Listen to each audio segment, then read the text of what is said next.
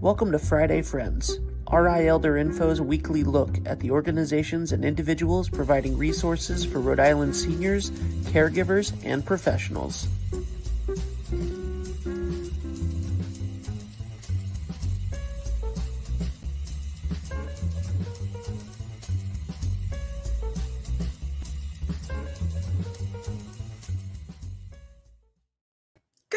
Everybody, happy Friday. It is 9 o'clock on Friday, and you are watching me, Deb Burton, Executive Director of RI Elder Info and host of Friday Friends, where every Friday I bring you information that you or someone you know needs to know about. So make sure that you follow, like, share, comment, all of those social media cues that say, hey, check this out.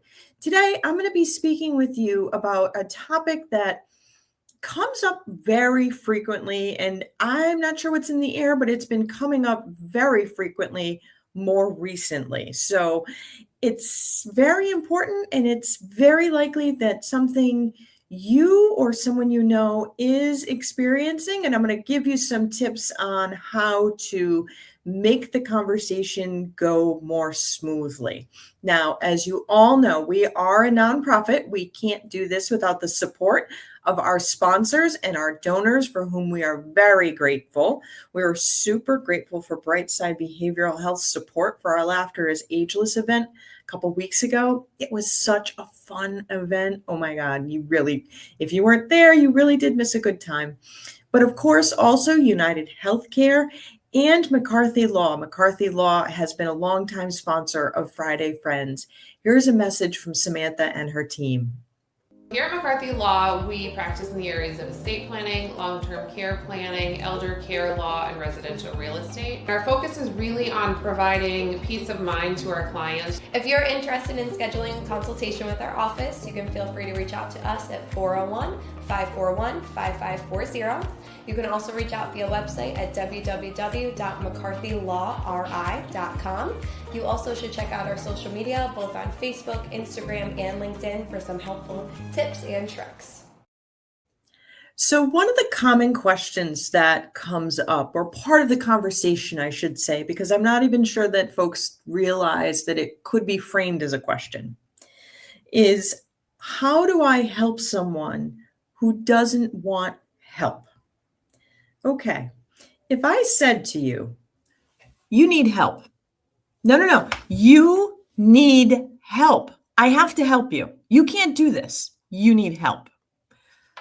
What is your first response? Like in the back of your brain, your first thought, it's probably like, yeah, Deb, of course I do. Of course.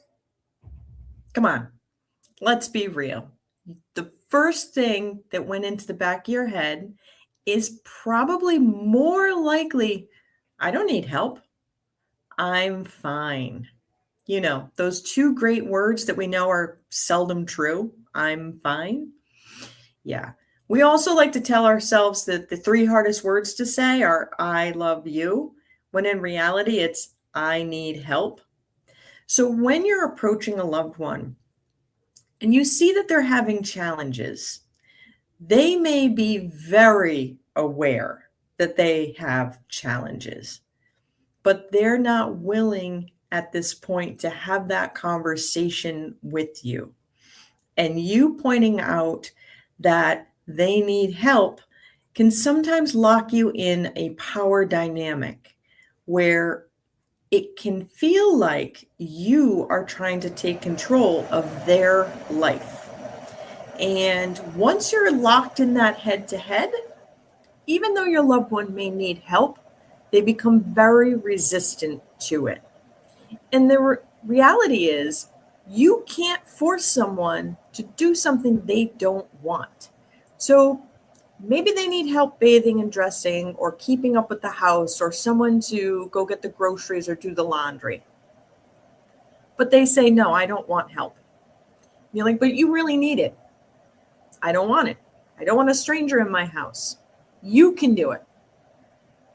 And now you're in this power dynamic back and forth. You need help. No, I don't. I can't do it.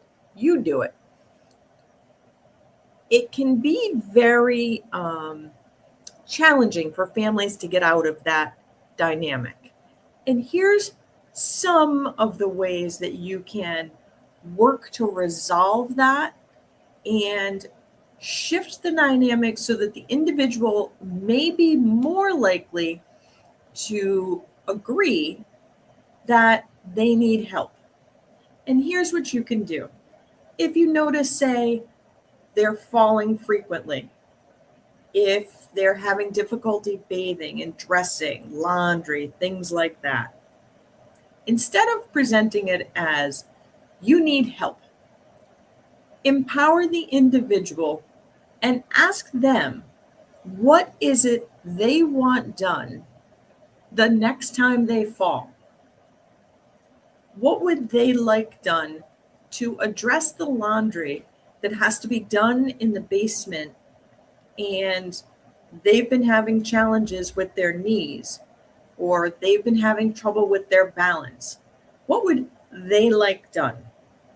What would they like to do in relation to being able to get in and out of the shower? Because the individual who does need help has probably thought about these things. But when you approach it as, I'm going to fix it, it puts you in power and it takes their power away. And it can be very challenging to want to relinquish that power. So if I did say this, and I'm looking at you like this, and you said, hey, Deb, you need glasses. You can't see.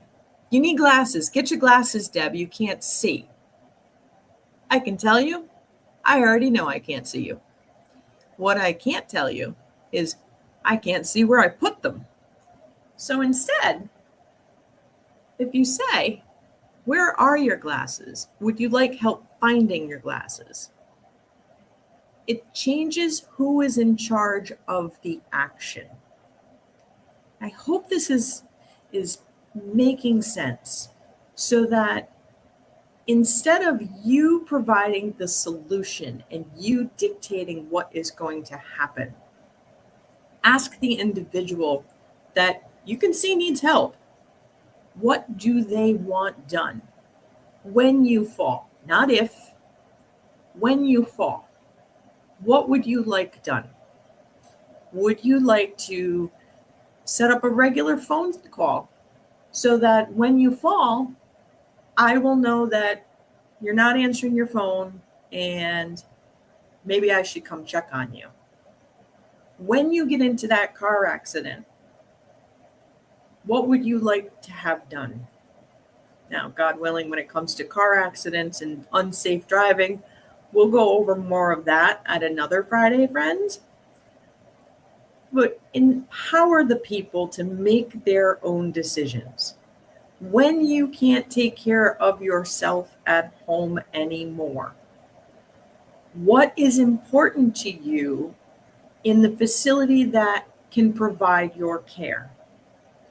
What are your thoughts about how you will pay for the care that you need? And if it is like many people out there and they say, well, I'm just going to die at home. Okay, I understand. That's your choice.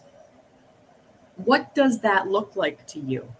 Have you done that paperwork so that if we do need to call for help, the first responders have your designation regarding that? If it comes to a point that you're not able to get out of bed to go to the bathroom or go to the shower, what would you like to have done? In shifting the power dynamic from, I want to help you, you're going to not be able to get out of bed, you need help in the shower, and empowering that person to make their decisions, sometimes it's very helpful to hear what it is that they will find useful for them to remain independent. And it breaks that lock in the power dynamic that can come when you're approaching it as you need help. Because our first response is, no, I don't. I'm fine. So I hope this has helped you understand how to change the conversation with your loved ones who may be resistant to care. And sometimes the reality is individuals will not accept care. And again, you can't force them to do something they don't want to do. You can only control yourself. And if you genuinely believe that your loved one is going to have a fall, is going to have some kind of medical event that's going to require them to need more care, you can control your behavior. You can look for a long-term care setting ahead of the crisis. Go visit facilities. Try to learn and understand what are the financial capabilities of paying for care that will be needed in the future. Educate yourself. Visit raelderinfo.com. See what are options out there for care and for paying for care. So that way you are as prepared as you can be when that crisis comes. Because you can't make someone do something they don't want to do, but you can control your own behavior. So I hope today has been helpful and will help resolve some of those challenges in family dynamics and power dynamics and enable you and your loved one to move forward in getting the care that is needed in order to remain as independent as possible. That's what we all want as we get older, is to maintain our independence and our dignity and our ability to make our own decisions. So I am glad that you have all joined us today. I look forward to seeing you all again next week. In the meantime, be well and be kind.